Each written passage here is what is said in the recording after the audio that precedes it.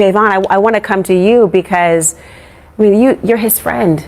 You were on the island on the 4th. You were on a different boat. Do you recall seeing him at all that day? Yes, ma'am. I did see him when I was out there on the island. Can you tell me what you saw? Does anything seem strange to you about the difference that people are saying of how he was separated from the group? No, ma'am. I don't think that Nolan would say, hey, bro, I'm staying with this girl on the island. Y'all go ahead and go back without even bringing it, like not even asking to get his phone back. You know what I mean? I don't think that any of that. What makes you so sure about that? Because, I mean, you've been with him. You spent a lot of time with him. Did you know him to be someone to leave his phone or even say, you guys go without me? Never. I've never known Nolan to stay back while his friends leave. He's always been a guy where if he rode with you, he's going to come back with you. That's always how he's been every single time. You know, this friend of his, Trayston, also told ABC that video people have been talking about that was said to show some sort of altercation, it did not involve Nolan. He says it was actually him yelling in the video and that you and a family member were holding him back because he'd been in a fight. Is that accurate? Yes, ma'am. We were calming Trayston down. In that video where he said, give me my effing phone back, it sounds like him. So I'm pretty sure that he was right on that. But Javon, I'm so sorry to think about what you must be going through and thinking about what's happened to Nolan. I mean, you mentioned a phone. Tashima, a huge question so many people have is why he would have left his cell phone behind. And you say you were the person who actually went and retrieved that phone for the family. How'd you get your hands on the phone? Where was it? That is correct. Christine called me and told me, hey, where are the boys? Nolan hasn't been heard from since such and such time. Where are your boys? I said, well, Javon is with his girlfriend, and I just spoke with Jalen, and they are headed to downtown, which I was literally getting ready to get in the shower to go downtown as well. She said, well, Nolan hasn't been. So I instantly called with Christine on the phone, Javon. Javon said no, he hadn't seen Nolan since early on the island. And he was like, what? Are y'all serious? He was like, yes. And so Christine intervened in the conversation, said, Nolan has not been heard from since he left the island. So Javon was like, well, that's when I seen it. I haven't seen it since then. You know, again, everybody goes their separate ways. So I then hang up from Javon because obviously there's nothing he can say to tell me anything. So then Jalen, I call him. Jalen did not answer the phone. Christine again is on the phone. Jalen did not answer the phone. LeBaron, I called, he didn't answer the phone. I called LeBaron, which is their other friend, LeBaron Broomfield. He answered. He said, Jalen is in the gas station. Hold on. So he said, hey, Jalen, Mom on the phone. So he was like, Jalen, like, what's up, Mom? What's going on? I was like, hey, have y'all heard from Nolan? They said, no, we have not heard from Nolan. But where was the phone? So I was like, well, okay. So that's when we started tracking the phone. Well, for Christine, it said one place, but for them on Snapchat, it showed another place. So that's the place we went to. And it showed that everybody that was in the house, it was like a lot of people there. Like it was, I'm not familiar with all the kids. I only know like one or two there, but it showed that the phone was at what a lot of people were at. So that's how we knew where to go to. We went there. They were all there. They were sitting there, lights off, watching TV. Did they immediately give you the phone? Because knowing that phone was there. It took about 15. They did. They gave me the phone, but it took about 15 minutes to get the phone. Because I even asked, I'm like, did y'all have to walk back to Horn Island to get the phone? Or like, where's the phone? Because it took so long when they said it was when Wyatt told me it was in his truck. He went to the island with his friends. He never came back. And for weeks, one explanation was repeated so many times that it began to feel like fact. But this week, the person who knew Nolan Wells better than anyone stepped forward. And what he said stopped this investigation in its tracks. The story you've been told about what happened on Horn Island on the 4th of July does not match what Nolan's closest friend says he knew about the man. And when someone who spent years with a person tells you the explanation doesn't fit, that the behavior being described simply was not who that person was, that is not a rumor. That is not speculation. That is testimony, and it deserves to be heard carefully. Tonight, we are breaking down exactly what was said, why it matters, and what it means for a case that a Mississippi grand jury is now being asked to evaluate. Every claim in this coverage comes from documented interviews and verified public statements. Nothing here is invented, nothing here is exaggerated, because this family deserves accuracy, and this story demands it.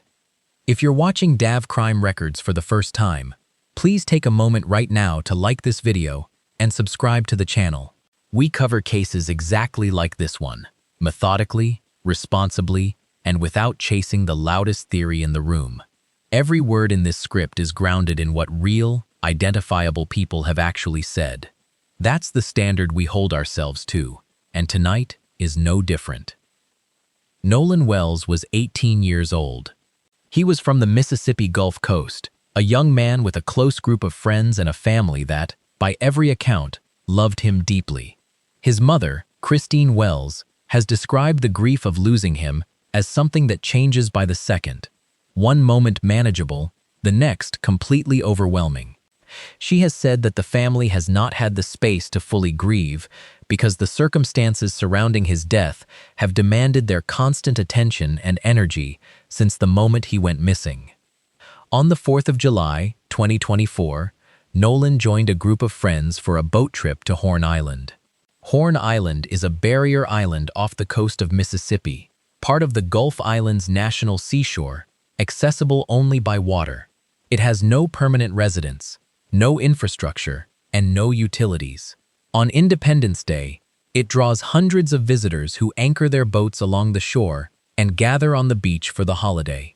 Estimates from those who were present that day placed the crowd somewhere between 300 and 400 people across the island and the surrounding water.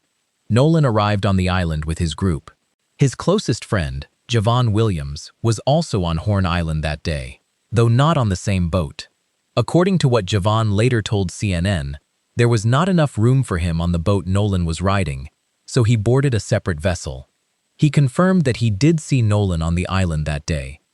That sighting, brief, ordinary, the kind of moment that feels insignificant until it becomes the last one, is now one of the most important data points in this entire case.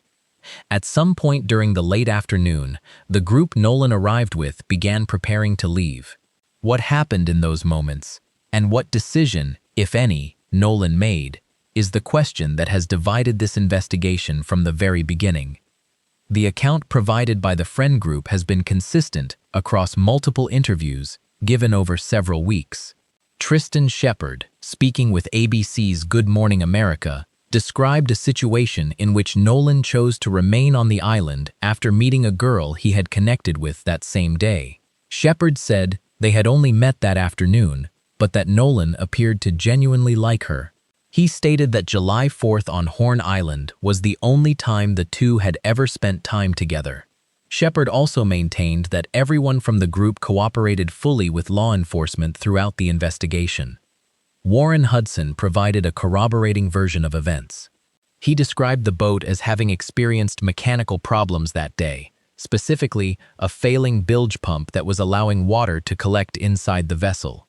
According to Hudson, the group departed under the understanding that Nolan had made a deliberate decision to stay behind and planned to secure a separate ride back to the mainland later. That version has been the dominant explanation since this case first became public. It has appeared in multiple interviews, told by multiple people, and it has remained largely unchanged in its core details. Consistency in witness accounts is not meaningless. When several people tell the same story over time without significant contradictions, that carries weight and deserves acknowledgement. But consistency alone does not close a case, and it does not silence legitimate questions, especially when another credible voice steps forward with a direct contradiction rooted in years of personal knowledge. A woman identified in connection with the case, referred to publicly as Katie, reportedly stated that Nolan left the island with his friends, not that he chose to stay behind. That statement stands in direct conflict with the account given by Shepard and Hudson. Former Special Prosecutor Nancy Grace publicly identified this as a conflict in testimony and called it one of several unresolved issues in this investigation. Two accounts of the same event, told by people who were present, that cannot both be true. That contradiction has never been publicly resolved. There is also the matter of Nolan's cell phone. Nolan did not have his phone with him when he went missing. The phone was found in the possession of members of the friend group after they returned from the island. A woman named Tashima, described as a close family figure, recounted in detail how she located the phone. Christine Wells had called her when Nolan could not be reached, and Tashima began working through a chain of calls to the friends who had been with him that day. She was unable to reach Jalen and Liren Broomfield directly at first. When she finally reached Liren, he confirmed that Jalen was nearby. When Jalen came to the phone, he confirmed that no one in the group had heard from Nolan. Tashima then used phone tracking to try to locate Nolan's device. Christine's tracking showed one location. A Snapchat location showed another. They followed the Snapchat location and found the group gathered at a house, inside, lights off, watching television.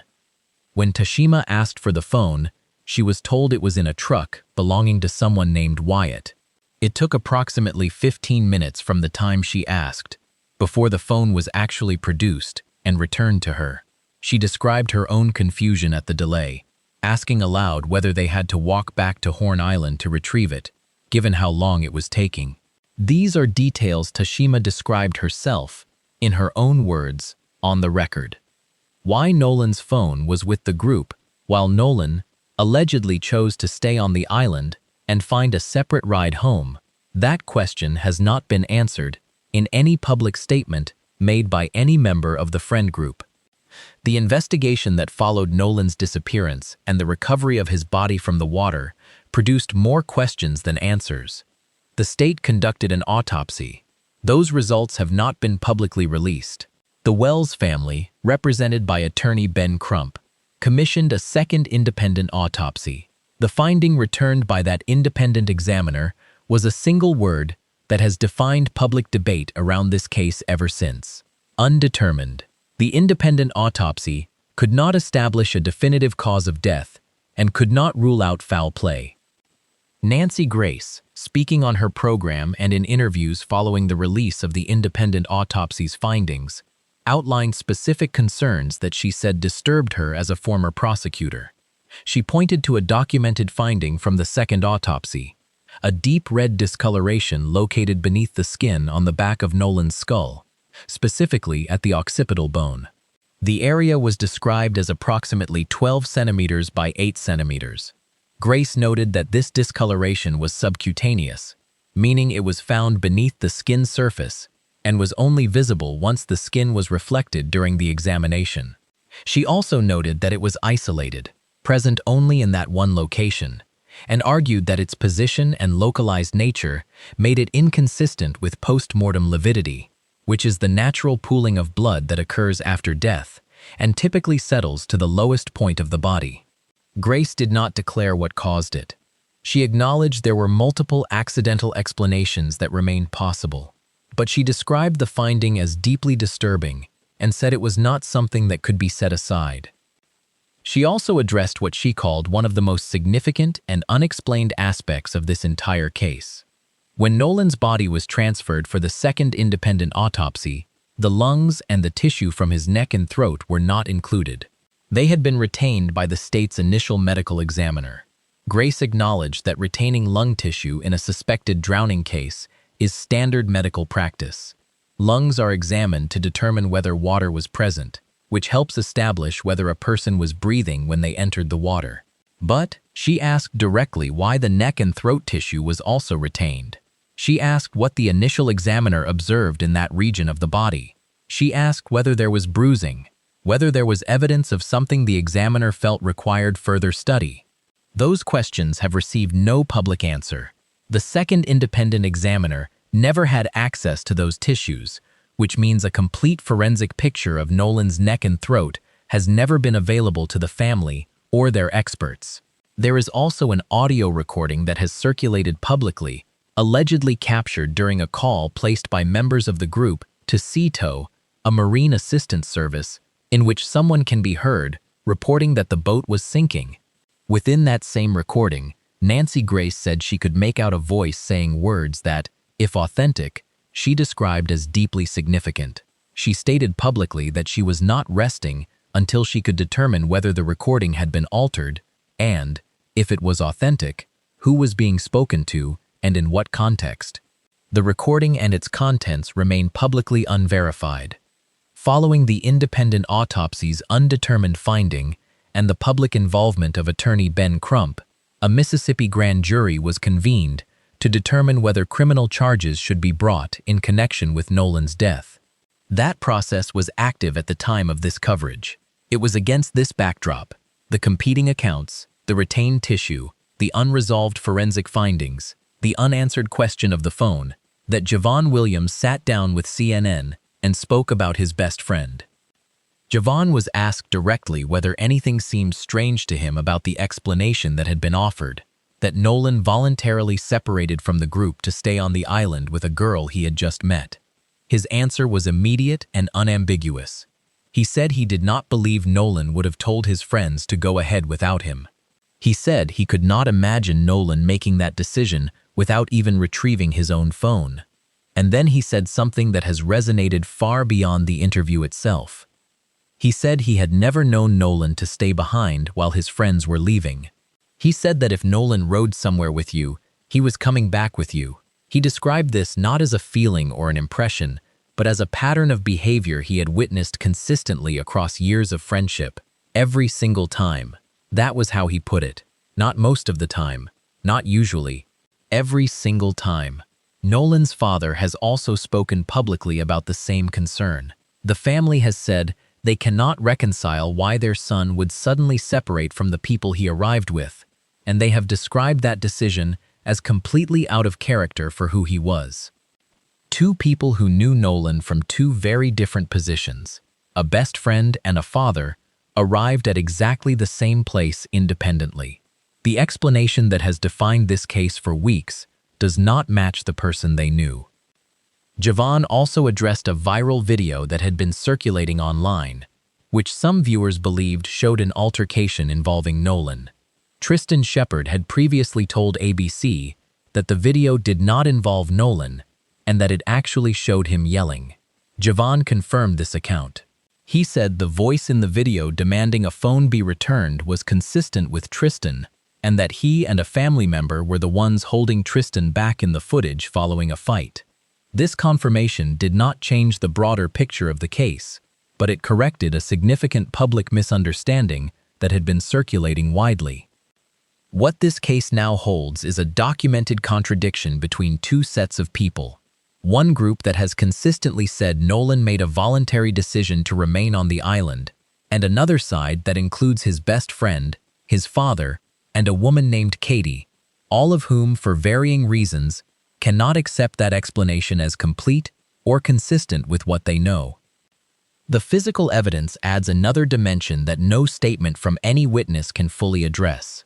A deep subcutaneous discoloration on the back of his skull, retained tissue that the independent examiner never examined, an autopsy that could not reach a conclusion, a phone that was in someone else's hands while its owner was allegedly choosing to stay on an island miles from shore.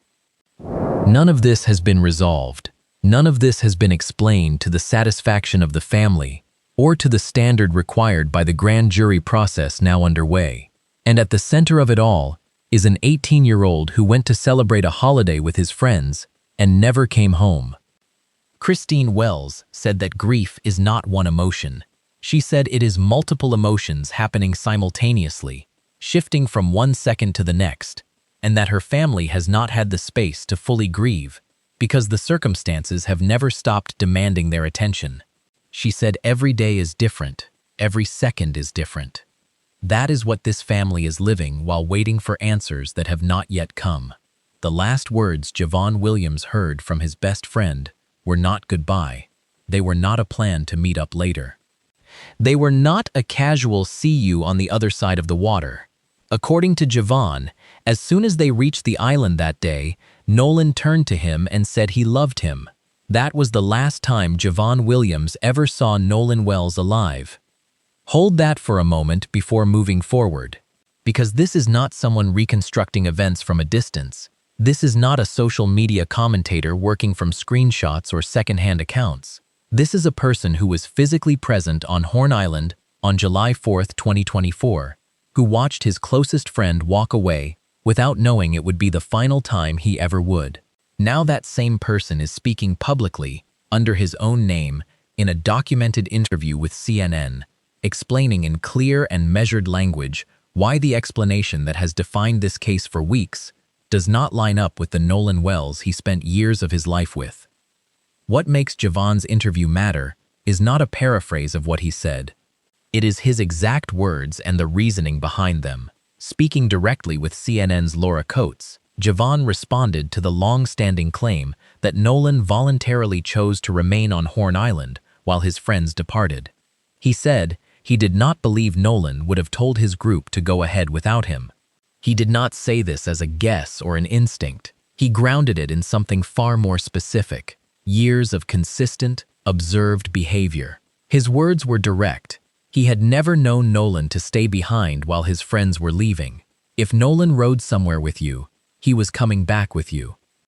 Listen carefully to what that statement actually contains. It is not a broad emotional impression of who Nolan was as a person. It is a claim about a specific and repeated pattern of behavior, one that Javon says held true every single time across the entire length of their friendship. That is a claim precise enough to be examined and weighed. It is not vague.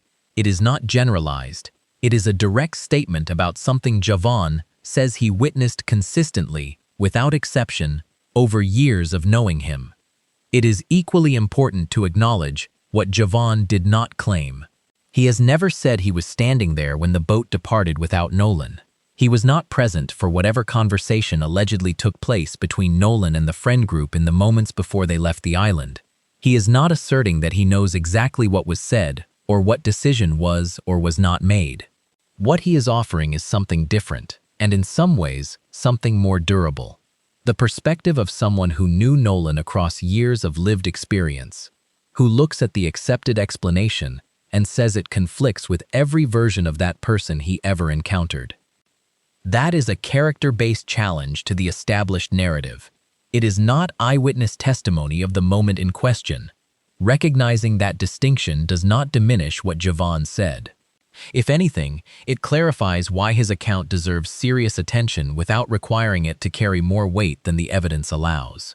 Every statement in this investigation, whether it comes from the friend group, from Katie, from Javon, or from the family, carries its own value and its own limitations. Holding all of them to the same standard is the only way to evaluate any of them fairly. What elevates Javon's account beyond a single perspective is what happens when you place it alongside a voice that arrived at the same conclusion through an entirely different path. Elmore Wanley, Nolan's father, has spoken publicly about this same concern in terms that closely mirror what Javon described, despite no indication that the two coordinated their statements or aligned their language in any way. Elmore explained that he and Christine intentionally raised Nolan with a specific principle: if you go with a group, you stay with the group. He did not frame this as casual advice or a general suggestion. He described it as something he reinforced repeatedly throughout Nolan's life, including during conversations specifically about going out with friends to parties or events in other cities. His instruction was consistent and direct. If you leave with 5 people, you come back with 5 people. You do not separate from the group. And by his account, Nolan always responded with "yes, sir." He knew the rule. He had been taught it deliberately, and he had demonstrated over time that he followed it. Elmore also described Nolan's life in the weeks and days leading up to July 4th. Nolan was a football player who had spent the entire summer training with increasing seriousness. His father described watching him grow into a deeper understanding of what football demanded, that it was no longer just a game but a pursuit that required discipline and commitment at a level Nolan was beginning to genuinely embrace. The 4th of July weekend was his last opportunity to spend time freely with friends before reporting back to school that Monday for camp and preseason preparation. His parents understood that. They were not alarmed when he went to the island. What alarmed them was that he never came back from it. Elmore recalled that on previous occasions when Nolan went to the island, the return was always acknowledged. A message, a call, a simple confirmation that he was back.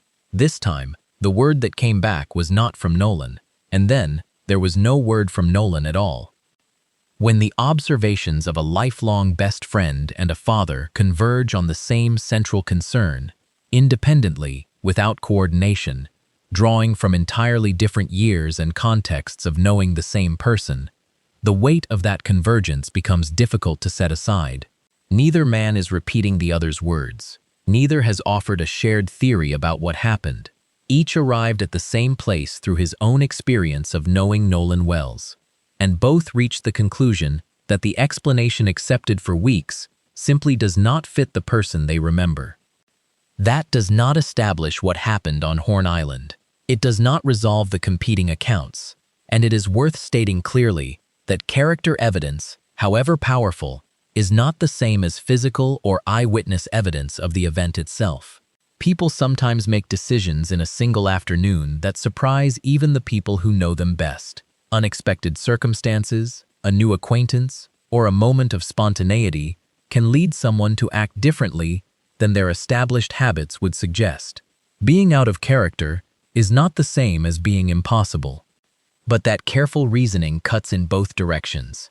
The same intellectual honesty that keeps us from overstating what Javon and Elmore said also requires us to acknowledge that their accounts are not easily dismissed. Two independent voices, speaking from years of personal knowledge, pointing to the same unresolved problem. That is meaningful. It belongs in the record. There is another dimension of Javon's interview that deserves attention, and it stands apart from much of the broader conversation surrounding this case precisely because of how restrained it is. Javon was asked directly about the racial dimension of the case, a discussion that has been part of the public conversation since early in the investigation, particularly given that Nolan was the only black teenager on the boat with the friend group that day. Javon declined to embrace that framing. He said he did not want to answer the question in the way it was being posed. He acknowledged that growing up in Ocean Springs meant having white friends, and that the racial composition of the group was not itself unusual to him. He has also said publicly that he does not believe this case is fundamentally about race, a position that runs against a significant portion of the broader public narrative surrounding Nolan's death. That is not a simple or comfortable position to take publicly when emotions around the case are running as high as they are. What is notable is that Javon is not gravitating toward the interpretation most likely to generate attention or align with a particular story. He is sharing the conclusion he personally holds, even when it complicates the picture rather than simplifying it. And yet, in the very same interview, he made clear that one part of this case still does not make sense to him regardless of how any broader framing is applied. The circumstances surrounding how Nolan became separated from both his phone and his keys remain unexplained to Javon's satisfaction. He is not promoting the most dramatic version of events. He is not accepting the simplest one without question. He is occupying a far more specific and credible position, someone who was there, who cared deeply about Nolan, who rejects one widely circulated interpretation of the case, and who still believes important pieces of the story have not been accounted for. That is precisely why his account carries weight, in a way that purely theoretical speculation does not. He is not chasing a conclusion. He is describing what he personally cannot reconcile. The question of Nolan's phone continues to occupy a central place in this investigation. Javon's mother, Tashima Hans, has publicly described her role in recovering that phone on the night Nolan disappeared. Her account is specific, named, and firsthand. According to Tashima, when Christine Wells first reached out to her because Nolan had not been heard from, she began working through phone calls to the friends who had been with him on the island. She reached Leon Broomfield, who confirmed that Jalen was nearby. When Jalen came to the phone, he confirmed the group had not heard from Nolan. Tashima then checked the phone's location using two separate methods. Christine's tracking application placed the phone in one location. The Snapchat location showed the phone somewhere else entirely. Two different technologies, two different answers. While a mother was trying to find her son, they followed the Snapchat location and found the group gathered at a house with the lights off. When Tashima asked for the phone, she says she was told it was in someone's truck. Roughly 15 minutes passed before the phone was actually produced and handed over. She also described confusion about who was actually going to bring it out, at one point being told a girl would be bringing it, not the person who had been identified as having it in his vehicle. These details come directly from Tashima's own account, given publicly and on the record. As with every element of this case, it is important not to reach beyond what that account establishes. A 15-minute delay does not, by itself, prove that anything was intentionally concealed. In a moment of fear and confusion, teenagers may not know immediately where something is. They may communicate poorly under pressure. A delay is a delay. It is not automatically evidence of wrongdoing. What Tashima's account does provide is something the investigation needs more of: a specific, named, first-hand description from a person who was directly involved in one of the most significant moments of that night. It is not rumor, it is not anonymous. It is a documented personal account that adds another layer of unresolved detail to a case already carrying far too many. There is also the matter of the viral video that circulated widely on social media, which many viewers believed showed an altercation involving Nolan. Javon was asked directly about that footage during his CNN interview. He said he could not identify Nolan in the video because the distance made it impossible to be certain, but he offered something more precise than a visual identification. He said the voice in the video, the one demanding a phone be returned, sounded to him like another friend, not Nolan, someone who had gotten into a separate altercation on the boat that day and had become extremely agitated. According to Javon, that friend was so worked up that people on the boat, including parents who were present, were actively trying to calm him down and get him off the island and back to land. He described the person as hostile in a way that alarmed those around him. Javon also confirmed that he and a family member were the ones shown in the footage holding that friend back. He did not frame this detail dramatically. He offered it as a straightforward clarification of a misidentification that had been circulating publicly and distorting the conversation around the case. During that same interview, Javon was asked whether law enforcement had ever contacted him to discuss what he witnessed on Horn Island that day. His answer was no. He had not been contacted by investigators. The interviewer expressed open surprise at that, noting that Javon was someone who knew Nolan well, who was present on the island, who was connected to several of the people involved, and who would seem to be a natural source of information for anyone building a complete picture of that afternoon.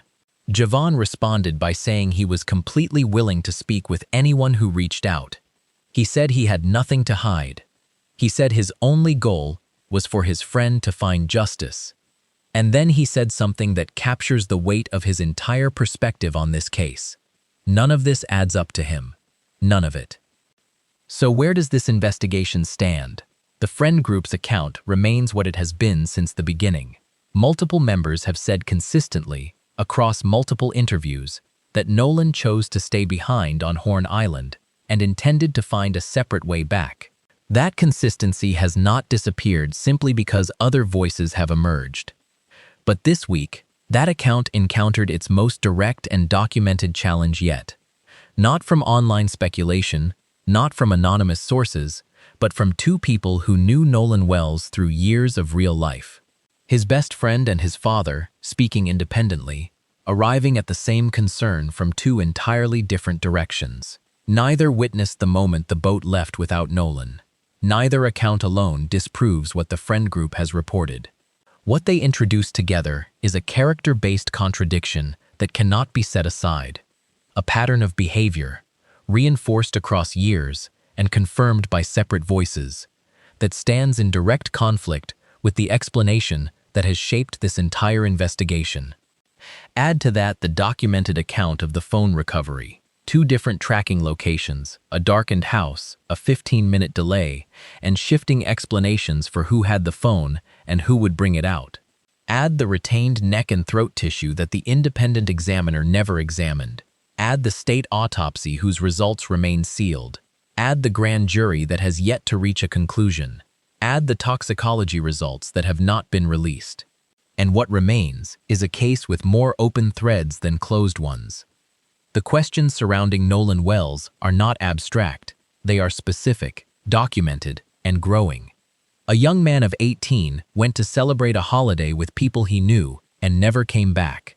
The people who knew him best say the explanation offered does not match who he was, and the physical evidence that could resolve the most critical forensic questions remains either sealed, retained, or unavailable to the people fighting hardest for answers. This investigation is not over. The next development could come from the grand jury, from the sealed autopsy, from a witness who has not yet spoken publicly, or from forensic evidence that has not yet been disclosed.